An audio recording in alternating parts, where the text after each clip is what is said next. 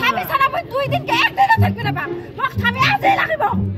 মোক আজি স্বামী ছাড়া মই 2 দিনকে আমি একদিনও থাক 1 ঘন্টা মোক স্বামী ছাড়া মই থাকক না মোক আজি স্বামী লাগিব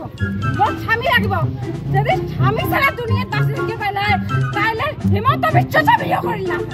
কেন হিমন্ত বিয়ে করিল কে বাচ্চার বেটিকে মাত্র বিয়ে দিলে না পাইল তাহলে ঘরে ঘরে বেটি রাখিল ঘরে ঘরে তাহলে বেটি রাখিল ঘরে ঘরে বেটি রাখিল আমার কেন আনিল আমার নির্দোষ মানুষ কেন আনিল আমার এই এলাকায় তোমার রাইট কিছু না ভাই 6 বছরের আগতে আমার স্বামী লাগবে ওই স্বামীর উপযুক্ত যোগ্য স্বামী ছাড়া মই 2 দিনকে একদিনও থাকবি না বাপ বন্ধুসকল আপোনালোকে এই মহিলাগৰাকীলৈ মন কৰক তেওঁৰ স্বামী যদি তেওঁৰ লগত নাথাকে তেওঁ হেনো এদিনো থাকিব নোৱাৰে আৰু তেওঁৰ স্বামী যদি তেওঁলোকৰ ৰাতি নুশুৱে তেওঁ হেনো বোলে এক ৰাতিও শুব নোৱাৰে তেওঁৰ হেৰিটো বোলে অলপ বেছি মানে মৰমটোৰ কথা কৈছোঁ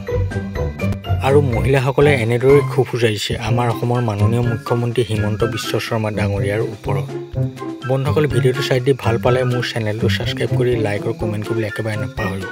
তো বন্ধুসকল আজিলৈ ভিডিঅ'টো ইমানেই নতুন এটা ভিডিঅ'তে আকৌ লগ পাম বাই জয় অসম।